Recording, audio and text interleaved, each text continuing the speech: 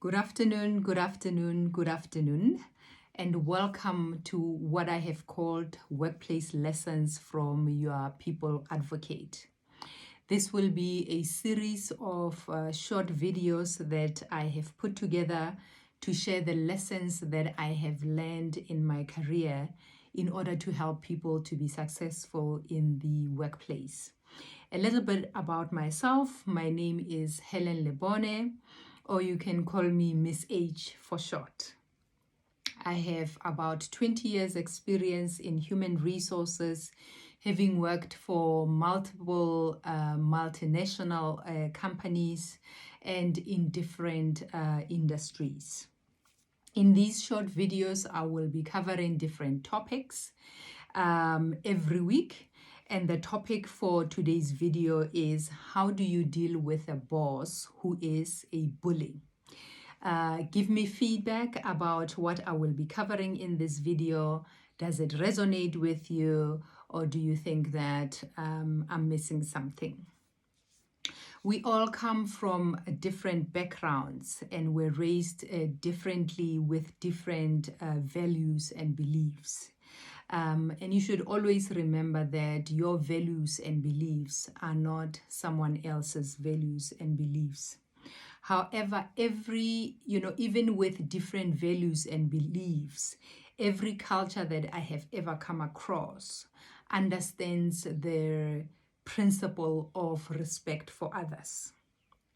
As human beings, we want to be treated with consideration as well as with a level of respect. So who do I consider to be a bully? For me, it is someone who is always kind of, screaming at people, cuts people off when people are speaking. It's always their way or the highway. They are not willing to listen to other people's ideas. Very difficult people, to ever get to do anything else other than what they want to do. If you find that your boss is always being aggressive with you or aggressive with other members of the team, I would say that first start by asking yourself, are you not being too sensitive? We all have our own hang-ups about certain things in life that makes us look at, life in a certain way. And there are certain behaviors that might rub us the wrong way simply because they remind us of something, or they just fall into that way that we look at things. So first in that, have a discussion with yourself, an honest discussion that says, am I being too sensitive, or is this person a bully? If in that reflection you come to the conclusion that indeed this person is a bully, that's okay. Secondly, I would say that, for as long as we've worked for different companies, we know that bosses or managers or leaders, whatever term you want to put to it, are different, have different likes and dislikes. So the question that I'll ask you is that, do you know your boss's likes and dislikes? And have you accommodated those likes and dislikes, right?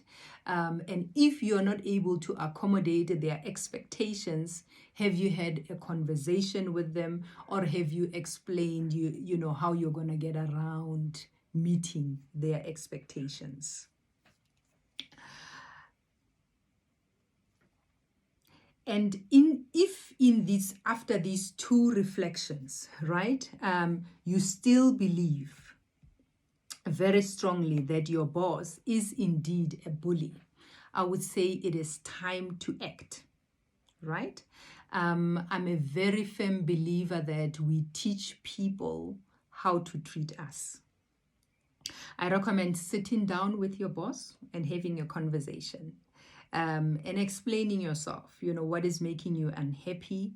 I would say focus on the behaviors that are making you unhappy.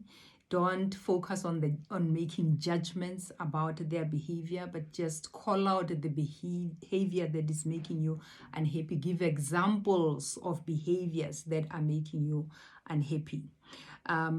Something along the lines. So what are the behaviors that are making you unhappy, and why are those behaviors making you unhappy? Something along the lines of, when you scream at me in front of other people, in front of my colleagues, it is demeaning to me, and it is embarrassing to me. Do not let your manager be able to hide behind what you or other people have done wrong. So in other words, if you know that you are in the wrong, maybe you haven't done what you were supposed to do, or you haven't done work of the right quality, or you haven't submitted work on time, be the first one to admit it. Be the first one to say that, I know I'm in the wrong. So that, the minute you take your wrong out of the equation, the discussion can focus squarely on the boss's leadership behaviors that are unbecoming, right? You do not ever want to mix the two, because if you mix the two, the conversation won't go well. I'm also mindful that we don't all have the courage to have these difficult conversations with our superiors. If you feel that way, that you don't feel that you have the courage to face your superior and raise these issues, I would say that find someone that can have this conversation with your manager. It needs to be someone that you trust, that can go and speak to your manager on your behalf. It could be another manager, it could be another colleague, and in very extreme cases, I would say make it speak to your manager's manager. However, in the situation that you go and ask other people to speak to your manager on your behalf, make sure that it's people that you trust, make sure that it's people that that will represent your case in the most responsible way to your manager. Reality is, you still want to have a relationship with your manager after this incident. My first preference, though, would always be that you be the one that speaks to your manager. In my career, I've dealt with many bullies. In my personal life, I have seen many bullies. And one thing that I know for sure, one thing that I have found, is that they all respect people who stand up for themselves.